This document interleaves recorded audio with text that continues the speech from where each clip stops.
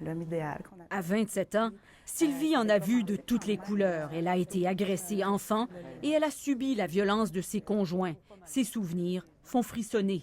Il m'a fracturé la mâchoire, je me suis ramassée à l'hôpital parce que j'ai accouché, moi, j'ai accouché pas avec un beau visage, là. J'avais un échymose sur la joue parce qu'il venait de me battre la veille. Marie, elle, a 52 ans. Elle vient d'une communauté de la Côte-Nord. Elle a tout abandonné il y a 6 mois pour la sécurité d'un refuge pour femmes violentées à des centaines de kilomètres de chez elle.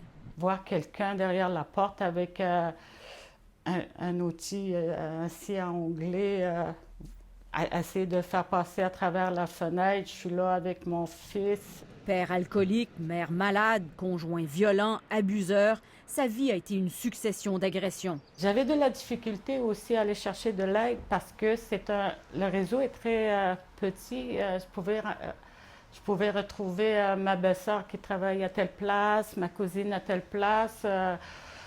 Tout le monde se connaît dans sa communauté qui compte 1400 âmes. Même les policiers, dit-elle, ne font rien. Pourquoi c'est moi qui dois quitter? Pourquoi c'est moi qui dois souffrir? Pourquoi c'est moi qui dois laisser ses enfants quand lui se promène librement dans la communauté? Elle espère un jour retourner chez elle, mais pour cela, les choses devront changer dans sa communauté. Ils font partie de la solution aussi, les hommes. Parce que je pense qu'il faut qu'ils parlent. Les langues doivent se délier, dit-elle, mais les femmes doivent aussi mieux connaître leurs droits. Les gens ne savent pas qu'ils ont recours aussi à une justice, okay? Parce qu'on voit la justice plus avec méfiance ou la justice qui vont punir ou qui vont prendre nos enfants.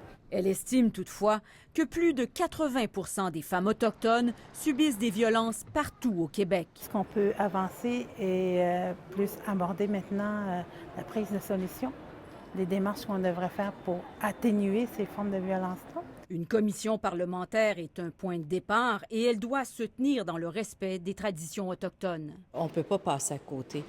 Il y a là une situation précise de violence aiguë. Le projet est dans les cartons depuis 2 ans, mais le dossier a évolué lentement. Les communautés autochtones sont maintenant prêtes et le premier ministre tient à la tenue de cette commission. Les premières audiences pourraient avoir lieu avant Noël. Est-ce qu'on parle d'espoir pour ces femmes? Tu sais, j'ai pas eu de modèle, là. On m'a pas dit « Ah, ben c'est ce genre d'homme-là que tu devrais aimer. » Déjà, j'avais été détruite, là. Fait que me faire détruire encore plus, ben pour moi, c'était quelque chose de normal. Elles travaillent fort pour reprendre leur vie en main, très loin des leurs. Maintenant, je peux être plus autonome. J'ai moins peur. Mais j'ai toujours une pensée pour ces femmes-là qui sont encore chez elles, dans leur maison, puis qui vivent de la violence aussi. Ici Martine Biron, Radio-Canada, Québec.